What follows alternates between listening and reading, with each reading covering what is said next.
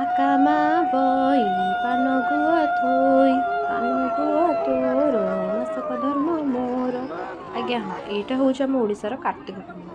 କାର୍ତ୍ତିକ ପୂର୍ଣ୍ଣିମା ଦିନ ତ ସମସ୍ତେ ଡଙ୍ଗା ଭସାନ୍ତି, ତ ମୁଁ କ'ଣ କ'ଣ କରିଛି ମୁଁ ଆପଣଙ୍କୁ ମୋ ବ୍ଲଗ୍ରେ ଦେଖାଉଛି।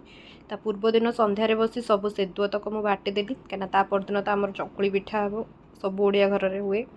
ତାପରେ ଦୁହୁଡ଼ି କାଠି ଗୁଡ଼ାକରେ କର୍ପୂର ଲଗେଇ ସବୁ ଆମର ଡଙ୍ଗା ଗୁଡ଼ାକରେ ଲଗେଇ ଦେଇ ଥୋଇଦେଲୁ। ରାତି 4ଟାରେ ଗାଧେଇ ପାଧେଇ ସବୁ ଆମ ଗାଁ ପୋଖରୀକୁ ଗଲୁ ଡଙ୍ଗା ଭସାଇବା ପାଇଁ। ଇଏ ଦେଖନ୍ତୁ ଆମର କାର୍ତ୍ତିକେଶ୍ୱର ପୂଜା ହେଉଛନ୍ତି ଗାଁରେ। ଆଉ ଇଏ ଦେଖନ୍ତୁ ଆମ ଗାଁ ପୋଖରୀ। ତାପରେ ଆମର ବନ୍ୟୁ ଆଗ ପୂଜା କରିଦେଲେ, ତାପରେ ଆମମାନେ ସମସ୍ତେ ଜଣେ ଜଣେ କରିକି ଯାଇ ଡଙ୍ଗା ଭସେଇ ଦେଲୁ ନିଜ ନିଜର। ତାପରେ କାର୍ତ୍ତିକେଶ୍ୱରଙ୍କ ପାଖକୁ ଯାଇ ଆମେ ସମସ୍ତେ ମୁଣ୍ଡିଆ ମାରିଦେଲୁ। ଇଏ ଦେଖନ୍ତୁ ଆମ କାର୍ତ୍ତିକେଶ୍ୱର ଠାକୁର। ଘରକୁ ଆସିଲା ପରେ ସବୁଠୁ ବଡ଼ କାମ ହେଉଛି ରଙ୍ଗୋଲି ପକାଇବା। ରଙ୍ଗୋଲି କାମଟା ଆଗ ମୁଁ ସାରିଦେଲି।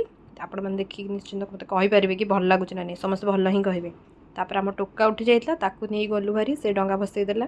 ଦିନ 10ଟାରେ ଠକ ଟୋକା ଆମର, ଦେଖ କେମିତି ଭଲସେ ପୋଜ୍ ଦେଉଛି। ତାପରେ ଆମେ ଜଣେ ଜଣେ କରିକି ତାକୁ, ସିଏ ତ ବୋଧେ 2ଟା ଡଙ୍ଗା ଭସେଇଲା ପୁରା। ତାପରେ ଘରକୁ ଆସିଲା ପରେ ସିଏ ଆମର କ୍ୟାମେରାମ୍ୟାନ୍ ହେଇଯାଇଥିଲା, ମୋର ଆଉ ତାର ଫଟୋ ସବୁ ଉଠାଉଥିଲା।